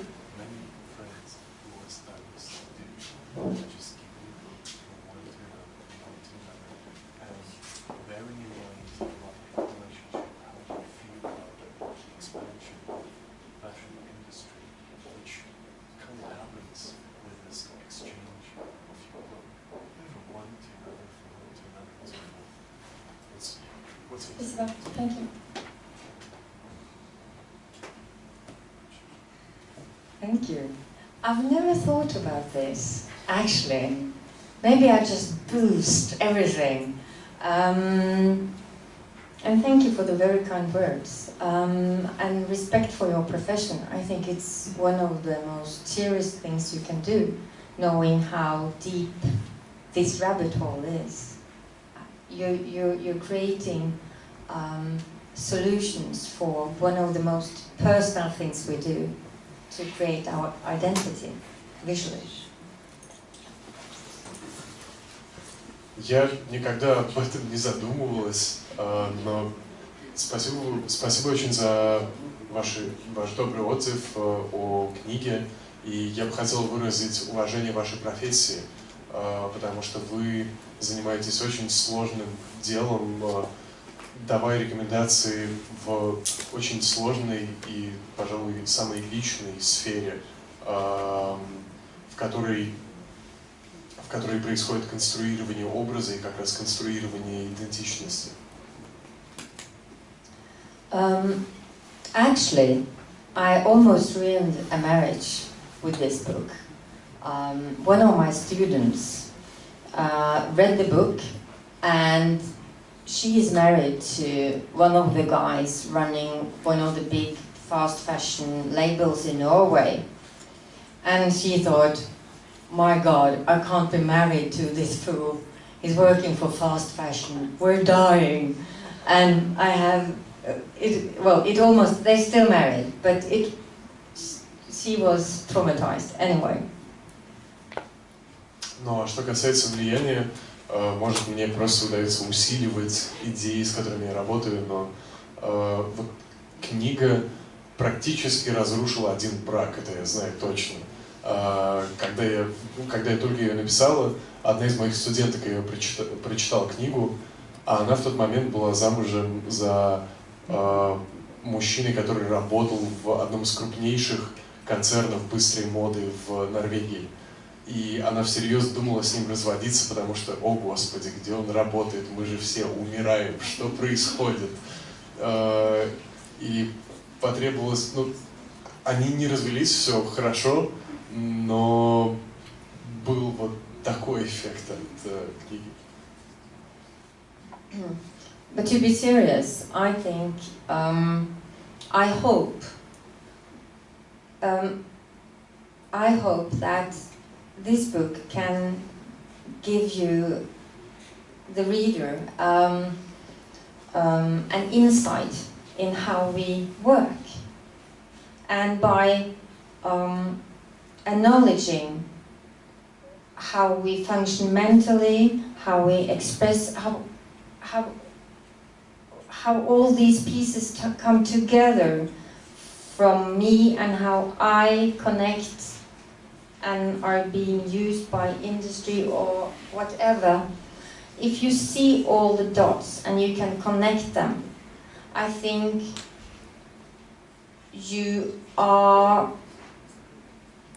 it's more possible that you can reject consumerism and advertisement, reklame, and not using so much steroids when you shop. Но если говорить серьезно, мне кажется, что книга может дать я надеюсь, что книга может дать достаточно сильный инсайт по поводу того, как мы видим себя, как мы видим мир, как мы представляем его себе и как мы представляем себя. И это, возможно, вооружит читателей знанием о собственных предпочтениях и ценностях.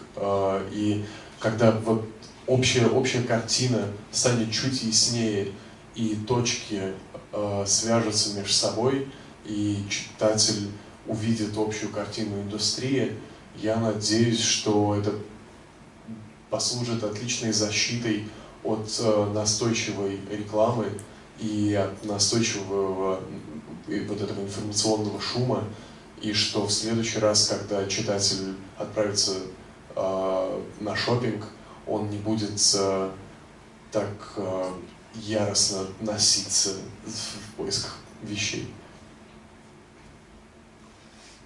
And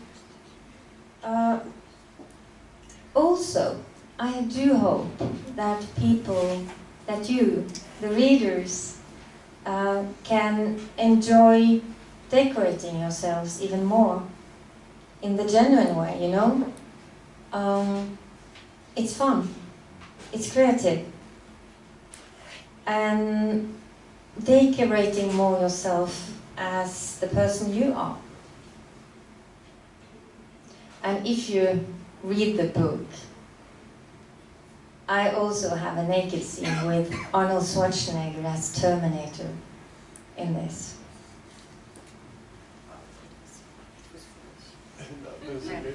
It explains something very serious.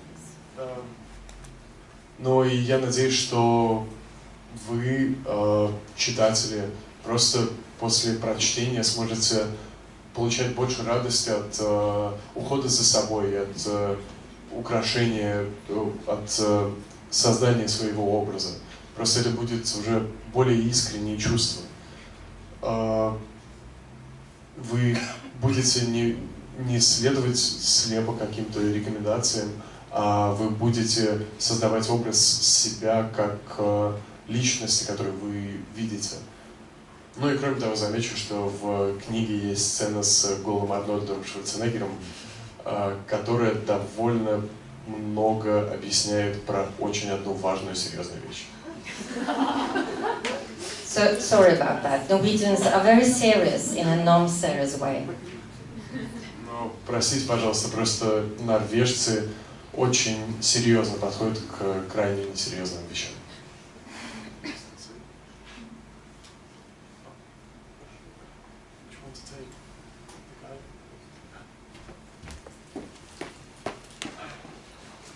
Добрый вечер. Я хотела спросить у вас, вы написали книгу, потому что это был ваш ответ на отношение Норвегии к моде. Как вы думаете, стоит ли, вообще нужно ли обществу дальше изучать моду, что это такой феномен, который включает в себя очень сложную систему, как дизайн, как бизнес-модель, как искусство. Вообще нуждается ли общество в этом? И другой вопрос в том, что не перенасыщено ли наше сейчас общество моды? Мне кажется, сейчас каждый может стать частью этой системы, и каждый может это изучать, и каждый себя может назвать стильным, модным, и это не убивает ли уникальность моды как некой системы?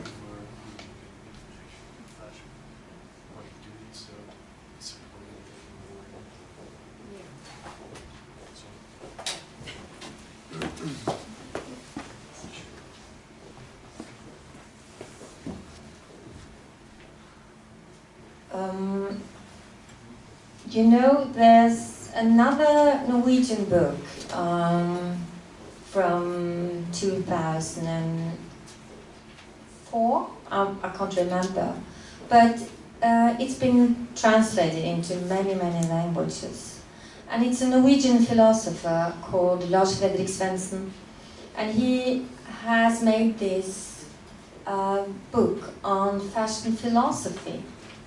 And he goes back to the ancient Greek to find out how people have thought and the thoughts around fashion and expression of yourself through decoration through times. And it's a travel from ancient Greek until now, or what all the big philosophers thought. So that's an example of how all this academic view on decorating ourselves, how all this actually is. And you see this in sociology, you see it in psychoanalysis. These books also, I have some Lacan and psychoanalysis, where you see the visual symbols as an expression of the hidden instincts in yourself.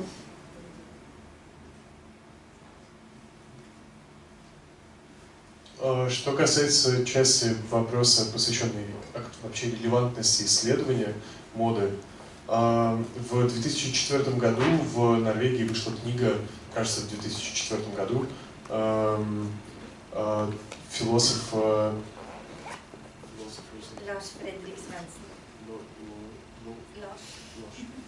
Ложа Фредерика Свенсена. Я произношу это криво, но в книге это напечатано верно. Вышла его книга, посвященная философии моды. И он, по сути, проделывает такую исследовательско-историческую работу, сводя под одной обложкой высказывания о украшении себя, об отношении к себе, о создании своего образа, высказывания, произведенные в период от древнегреческих философов и заканчивая нашим временем. То есть эта книга лишь один из примеров того, какой традицией, какой продолжительностью отличается наше стремление ухаживать за собой и создавать себя. И показывает также временной охват исследований этого вопроса. Сама идея ухода за собой, она актуальна и сейчас, и ее можно проследить и в социологии, она всплывает и в психоанализе, и в книге я обращаюсь к идеям Лакана, трактуя символы как проявление скрытых и подавленных нами инстинктов, к примеру. But I must admit that I don't think fashion industry is wrong. It's just the road it has chosen, the road we're going down. I'm critical to that, but as Bill Cunningham said, I don't think we can live without it because it's a part of us. And that's why I think it's important to take it serious because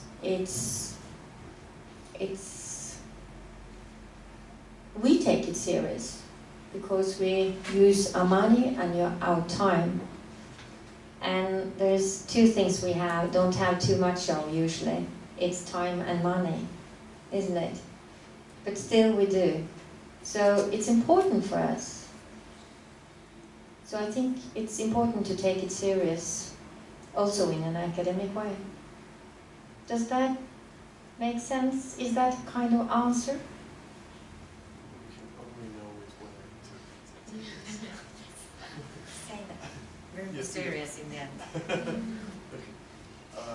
Но добавлю еще, что я не думаю, что мода сама по себе это что-то неверное.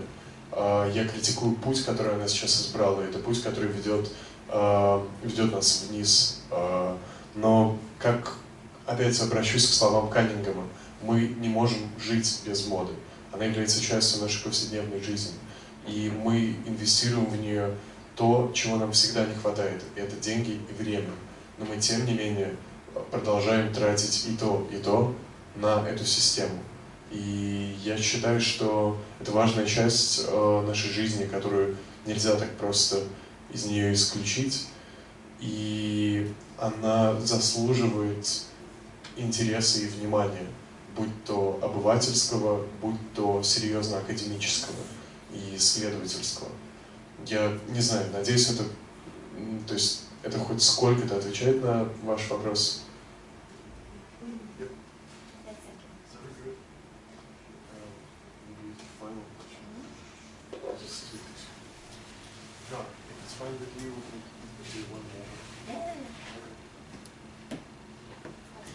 В первую очередь хочется поблагодарить вас за прекрасное выступление. Когда вы начали говорить о своем детстве в 70-х годах, вы меня удивили, потому что вы замечательно выглядите, я бы не поверил, что вам столько лет.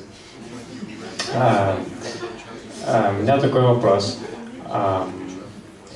Вы закончили свою основную часть тем, что мода — это такой инструмент адаптации человека в обществе и его позиционирования себя в обществе.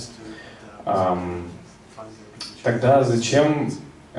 И нужно постоянно соблюдать баланс между тем, чтобы не сильно чем-то выделяться и в то же время не быть чем-то инородным к этому обществу.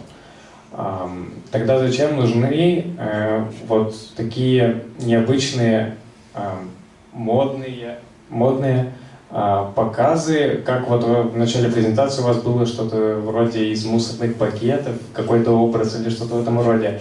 Вот такие какие-то дикие абсолютно образы. Это, вот меня с детства посещала мысль, что это полнейшая ерунда, и нормальный человек одеваться так не будет. Зачем нужны такие именно модные показы? Спасибо.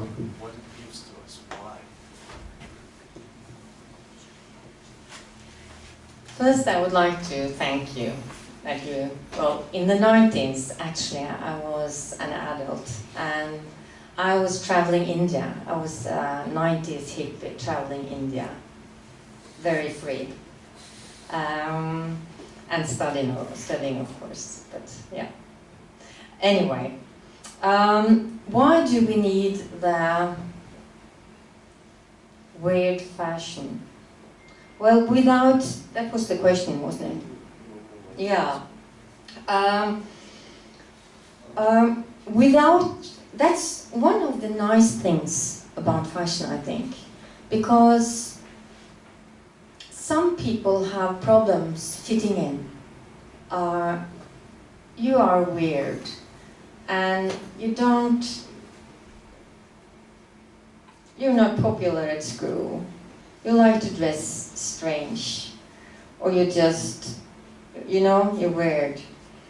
But in the fashion industry, it's always room for the weird ones, because the weird ones, the one who are standing out too much, they invent new fashion actually. Not at once, but maybe after some years. because the designers, the stylists, they need new fuel. They need circulation in the water so the water will stay fresh. They always need some inspiration, and they get this inspiration from the weird ones, you know. Вначале хотел бы поблагодарить вас за комплимент. Мое детство действительно пришлось на 70-е, и в те же 90-е я уже была взрослой женщиной, которая путешествовала по Индии и искала себя. Но училась в то же время, но еще и путешествовала. Теперь, что касается вашего вопроса, если я верно его поняла, зачем вообще существует странная мода? Дело в том, что индустрия приемлет странных творцов, приемлет тех, кто не популярен в школе, выглядит, не является душой компании, не встраивается ни в какие готовые схемы отношений. И в силу этого обособляется и выглядит и ведет себя эксцентрично. Именно такие странные люди, по сути, и создают новую моду, поскольку рынку и индустрии как таковому, дизайнерам и стилистам, которые этот рынок составляют, постоянно требуется новое топливо. Им требуется подпитка, то, что подпитывает их изображение, циркуляция идей. И как раз те, кто создают странное, они дают эти большие идеи, они дают новые идеи, отталкиваясь от которых другие дизайнеры производят другие объекты. И странные задают общий тон. And speaking of Comme des Garçons, I was actually covering Comme des Garçons fashion show in Paris in March. For one of, I still work as a journalist, not just an author, but I write for Norwegian newspapers as well. And this March I made a big story on Comme des Garçons, and I went to Paris Fashion Week to cover and to find out why she is so weird. А что касается увиденного вами Comme des Garçons, буквально в этом марте я отправилась на Парижскую неделю моды и готовила очень большой материал, посвященный Comme des Garçons. То есть я продолжаю сейчас заниматься журналистской работой для нескольких норвежских газет, помимо того, что я автор книги. Вот, и я отправилась на показ и готовила большую историю, по сути, о том, почему эта марка такая странная. And did I find any answer of this? Why so strange, and why she... I called the story actually that when it's a female emperor, what do you say then? Empress. Empress. It's helping me as well. The Emperor's New Clothes, I called the article, the story. And this collection, this show, this March, have you seen it? It's, sorry. И когда я готовила историю, я ее назвала «Новое облачение императрицы», новое... Простите, я сейчас я прям чувствую, что я упускаю идиому, которую как-то облачение короля. Новое платье короля, да. Да, новое платье королевы, соответственно. Я назвала статью «Новое платье королевы». И этот показ, это шоу, я не знаю, видели вы его или нет, но...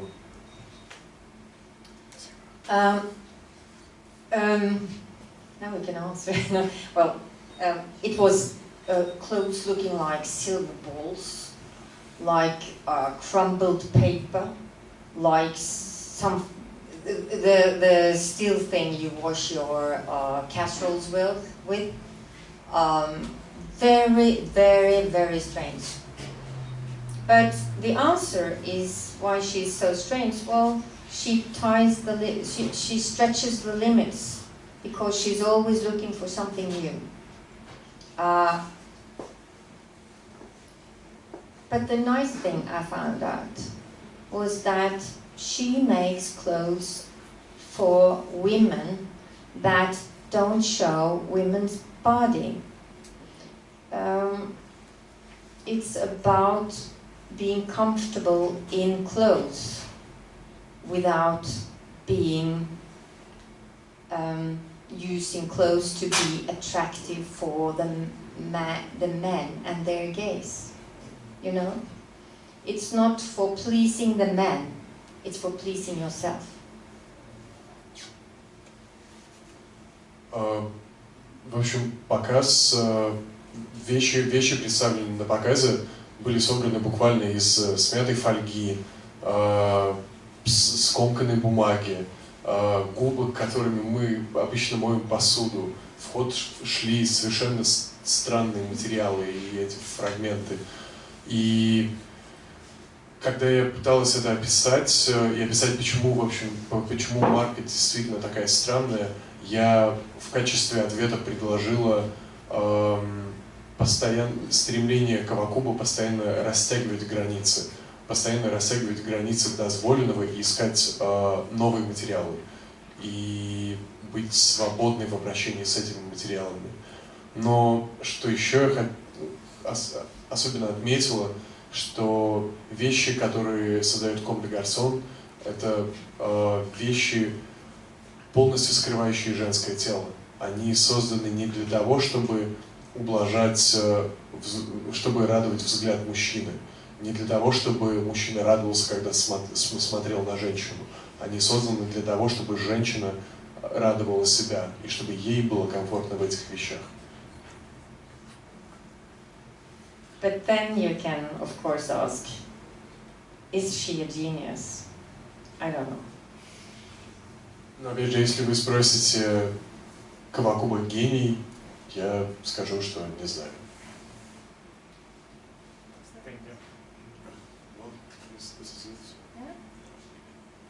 Есть ли еще вопросы?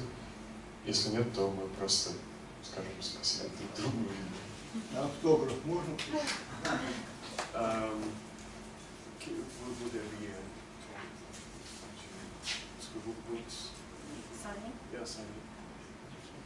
Да, если вы хотите, автографы будут. Can I say